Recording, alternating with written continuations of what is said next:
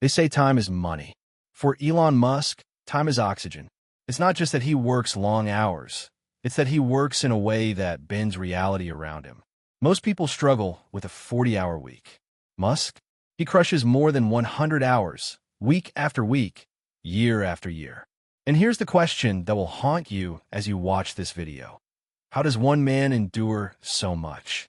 Why would the richest man alive, with everything to his name, grind harder than people who have nothing? This is not just a story about working hard. It's about the psychology of obsession, the science of productivity, and the hidden price of a work ethic that no school, no motivational guru, and no traditional path will ever teach you. Elon Musk's work ethic didn't start when he became a billionaire. It started long before, in the shadows of his childhood in South Africa. As a boy, Musk was already lost in books, coding his first video game at the age of 12, burying himself in problems most adults would avoid. But here's the secret. This wasn't just curiosity. This was escape. Musk found refuge in problems because they gave him control, a world he could shape with his own mind. And that seed grew into obsession. By the time he was at university in Canada and later in the US, Musk wasn't partying, wasn't chasing distractions. He was in libraries, programming labs, sleeping on couches, and consuming knowledge like oxygen. That intensity forged the foundation of the work ethic we now see. Because working 100+ hours a week isn't a habit you adopt suddenly. It's a fire you ignite early and never let die. When Musk founded Zip2, his very first company, he was living in his office, showering at the YMCA, and coding day and night with his brother Kimball. He didn't just work long hours because he had to. He believed it was the only way to win. In his words, if other people are putting in 40 hours a week and you're putting in 100, you'll achieve in 4 months what it takes them a year to achieve. This wasn't a quote. It was his way of life. Musk wasn't comparing himself to competitors. He was burying them. He knew that raw effort, multiplied over time, creates compounding results. And so, while others slept, while others rested, Musk kept going. He wasn't waiting for motivation. He wasn't relying on inspiration. He was running on necessity, on vision, on obsession, so deep that sleep felt like an interruption. This mindset explains why Musk doesn't just build companies. He builds revolutions. But here's what separates Musk from everyone else. His work ethic isn't just about volume. It's about alignment. He works insane hours not because he loves work itself, but because his work is inseparable from his mission. Most people burn out after long hours because their work feels meaningless. Musk's work feels like survival. He believes humanity's future depends on it. Colonizing Mars, building electric cars, connecting the human brain to AI. These aren't just businesses, they're lifelines for civilization. And when your mission feels like life or death, 100 hours doesn't feel optional. It feels necessary. Musk once admitted he doesn't recommend his lifestyle, but he knows it's the price of impact. That's why his ethic is terrifying to his competitors. He isn't working for money. He's working to bend history. Imagine this. Most people wake up dreading the morning alarm, but Elon Musk wakes up already inside the battlefield of ideas. His day doesn't start like ours. It starts with triage. Within minutes of opening his eyes, Musk is already scanning emails, filtering for the most urgent fires, and clearing the noise so he can focus only on what matters. This is where his 100-hour week begins, not in some corner office, not on a factory floor, but in the discipline of ruthless prioritization. Musk knows that time is his scarcest resource, and unlike money, you can't earn more of it. So he hacks it. His mornings aren't about comfort or ritual. They're about diving headfirst. While most of us linger over coffee, Musk is already wrestling with engineering problems, investor concerns, and mission-critical updates. The result? By the time most people commute to work, Musk has already lived a full morning war. Here's the brutal truth about Musk's 100-hour weeks. They aren't romantic. They're surgical. He carves his schedule into tiny blocks of 5 minutes. Yes, 5 minutes. Every slot has a purpose. Every task has a place. Think about that. Most people can't even plan their day in hours, but Musk plans his in fractions of hours. Why? Because he knows wasted time compounds into wasted years. His calendar isn't a grid, it's a battlefield map. Meetings are stacked, updates are rapid fire, and conversations are cut short if they veer off track. He doesn't have time for pleasantries, because pleasantries don't build rockets or scale electric cars. To Musk, time blocking isn't just a productivity hack, it's survival. Without it, the sheer chaos of managing Tesla, SpaceX, Neuralink, and the Boring Company would bury him alive. But with it, he stretches each day like elastic, squeezing out the impossible. The sheer volume of Musk's commitments is staggering. At Tesla, he's reviewing designs, production lines, and battery innovations. At SpaceX, he's troubleshooting rockets, questioning engineers, and obsessing over payloads. At Neuralink, he's peering into the future of human-machine symbiosis. And with the Boring Company, he's literally digging tunnels into tomorrow. Here's the thing. He doesn't just oversee these companies. He dives into the trenches. Employees describe Musk sitting with engineers, pulling all-nighters, testing designs, and even sleeping on factory floors during production hell. This isn't delegation, it's immersion. Musk doesn't trust hierarchies to solve problems he can solve himself. He becomes the bottleneck, yes, but also the catalyst. His 100-hour weeks aren't about being busy. They're about being present at the critical fault. But let's be real, this lifestyle has a cost. Musk has admitted to sleeping on factory floors, missing family moments, and pushing his body to the edge of collapse. He eats meals in minutes, showers in haste, and often sacrifices weekends entirely. Friends have described him as emotionally drained, stretched thin, even broken at times. But here's the paradox. Musk thrives in that chaos. Where most people would shatter, he finds fuel. Pain doesn't deter him, it drives him. Failure doesn't slow him, it sharpens him.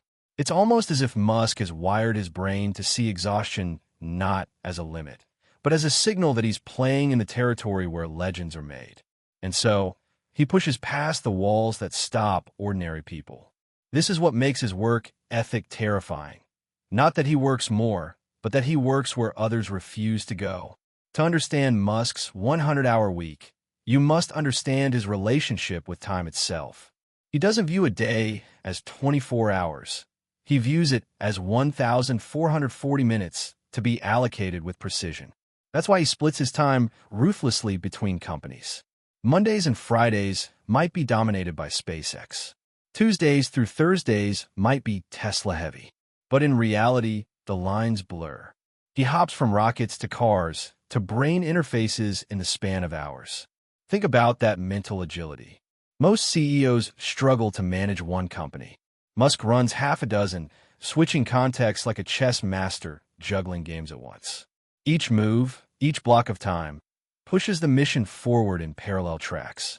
And this is why 100 hours doesn't just make him busy, it multiplies his impact. He isn't just working longer, he's working across multiple revolutions simultaneously. And yet, the secret ingredient isn't just time blocking or intensity. It's obsession. Musk doesn't clock out. He doesn't detach. Even when he's home with his kids, his brain is still running equations, visualizing designs, and replaying problems. This is why people who try to copy Musk's schedule often fail. They mimic the hours, but not the obsession. Without obsession, 100 hours is torture. With obsession, 100 hours is oxygen. Musk's ethic isn't just about endurance. It's about alignment between mission and identity. He works this much because he can't not. And that's the terrifying beauty of it. Critics often ask, is this sustainable? Can anyone really work like this for decades? Musk himself has admitted it's brutal. He said, nobody should put this many hours into work. It's not recommended. But the truth is, he isn't chasing sustainability. He's chasing urgency. Musk looks at the timeline of humanity and sees existential threats, climate change, AI, multi-planetary survival, and he calculates that time is running out. That's why he sacrifices balance. That's why his ethic looks insane to the rest of us. He isn't trying to live comfortably. He's trying to buy humanity more time. In his eyes, a 40-hour workweek is a luxury humanity can't afford. A 100-hour week isn't overwork, it's triage. And when you see the world through that lens, suddenly his ethic doesn't look like madness. It looks like mission. Behind the glory of rockets launching and cars transforming the streets lies a reality few want to face: the psychological toll of working 100-plus hours a week. Elon Musk has admitted openly that he has lived through the most painful times while scaling his companies. He has broken down publicly, describing how he spent birthdays alone in factories, Christmases consumed by production chaos, and nights curled up on a hard floor next to machines that refuse to cooperate. This isn't the glamorous picture of success Instagram sells. This is the battlefield where sanity is tested daily. When you choose this path, you don't just sacrifice sleep, you sacrifice normalcy. Relationships strain. Friendships dissolve. Your body begs for mercy while your mind screams for more. Musk has said he wouldn't recommend this life to anyone. But here's the paradox. He chose it, again and again. Because to him, pain isn't a deterrent, it's a currency. Every sleepless night is an investment. Every breakdown is a tax he's willing to pay for breakthroughs. And in this brutal trade-off, Musk reveals a truth most people run from. Greatness demands a toll, and comfort is often the first casualty. Psychologists warn about burnout, about the dangers of chronic overwork, and they're right for the average person. But Musk is not average, and that's where people misunderstand him. His brain seems wired differently. While many crumble under stress, Musk channels it. Stress doesn't paralyze him, it ignites him. Where most people seek escape, he doubles down. Employees have recalled moments where others were ready to quit, ready to declare a project impossible, only for Musk to stare into the abyss of failure and simply say, "We have no choice but to succeed." That mindset transforms fear into fuel, but also isolates him. Few can understand what it's like to live with that level of urgency. Few can endure conversations where every sentence is about rockets, cars, or survival. For Musk, obsession creates progress, but also loneliness. And this is one of the deepest costs of his ethic. The higher you climb, the fewer people can climb with you. History is littered with titans who shared this same trait. Think of Thomas Edison, who famously slept only a few hours at a time, working obsessively on inventions that reshaped the world. Or Steve Jobs, who poured every ounce of his being into Apple, often driving teams to exhaustion in pursuit of perfection. Or Rockefeller, who built an oil empire through sheer relentless focus at the cost of personal ease. Musk belongs to this lineage of giants, men whose work ethic bordered on insanity, yet whose legacies outlived them. But here's the twist. In our modern age of work-life balance, Musk's ethic feels even more alien. People want success and balance neatly packaged together. Musk's life is proof that, at least at the highest levels, that balance is often a myth. The richest rewards don't come from balance. They come from imbalance, from tipping so far into the mission that the rest of life blurs into the background. It's uncomfortable, it's extreme, but it's also the DNA of revolutions. So how does Musk cope? How does someone survive the endless cycle of pressure, failure, and demand? The truth is, he doesn't always cope well. He has admitted to moments of despair so heavy that they crushed him. But instead of running, he treats despair like another engineering problem, something to analyze, to endure, to solve. He leans on his vision.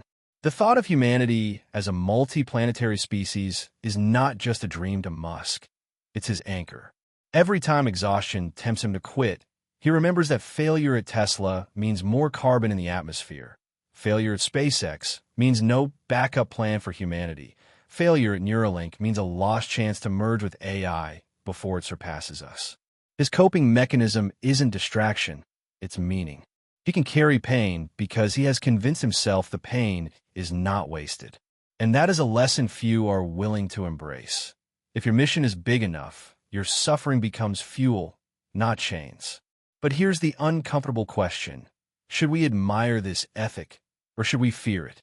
On one hand, Musk proves what's possible when a human being dedicates themselves entirely to a mission. His companies have changed industries, created jobs, and inspired millions. On the other hand, his ethic paints a picture of success that feels unattainable for most. It risks sending the wrong message, that you're only valuable if you sacrifice everything. And yet, maybe that's the reality people need to hear. Because while not everyone needs to work 100 hours a week, the truth is that comfort and greatness rarely coexist. Musk's ethic is not a prescription. It's a mirror.